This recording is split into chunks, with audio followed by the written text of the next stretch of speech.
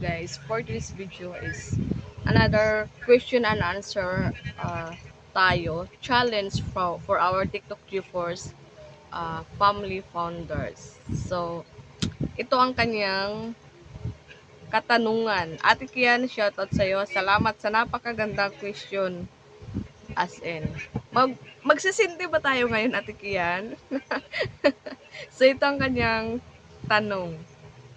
Kung may pagkakataon ka na may makasamang muli, sino yun at bakit? Sino yun? So, ito na yun guys. Siguro, uh, I want my father back. No?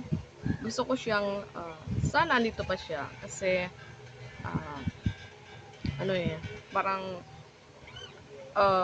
kakamatay lang niya last June 19. So, until now, parang hindi pa ako makapaniwala. Or siguro kaming lahat, no? Parang gusto pa namin andito pa siya. So, sa pamilya namin, siya lang yung nawala. Sa awa ng Diyos, kumpleto pa naman kami. Hindi kami nagkaano.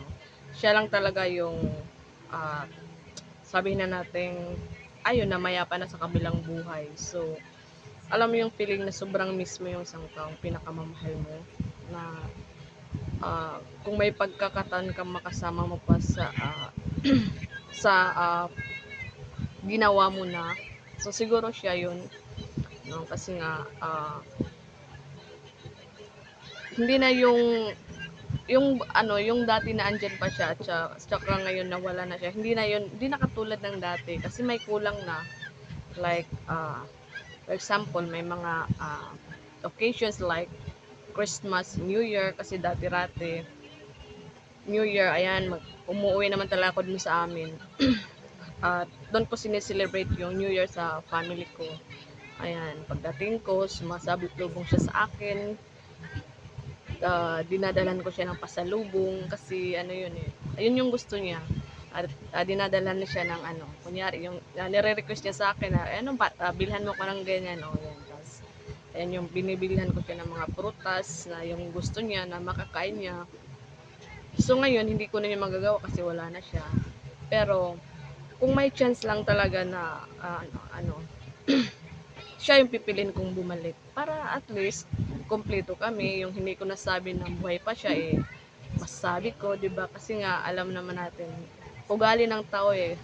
Kung kailan nawala, saka natin masasabi na talagang mahal natin yung isang tao, importante pala.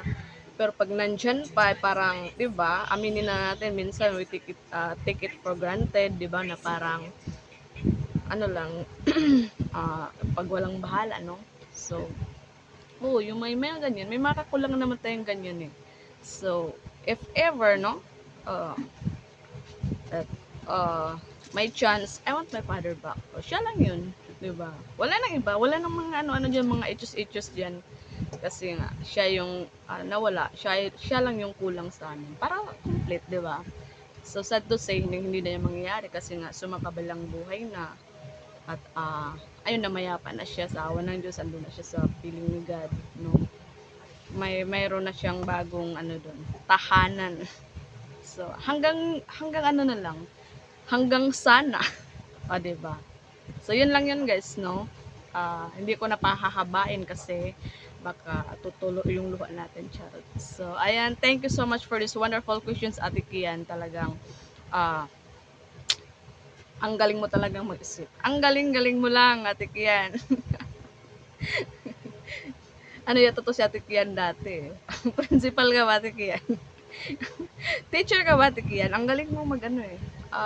Maghanap ng questions na talagang mapapaisip yung ano sasagot. So, thank you so much everyone for watching this video. This is part of our pre-Christmas challenge question and answer for our TikTok GeForce family premiere with the headed of Ate Mama Ison Esperos, Ate Kian, Ninit Emin and Kendrick, at sa ating napaka-generous na sponsor, shoutout Kuya Roger of South Korea. Naway bigyan pa kayo ng marami pang blessings at healthy life, di ba? So, God bless us everyone. Thank you so much guys. See you on my next vlog. Bye-bye.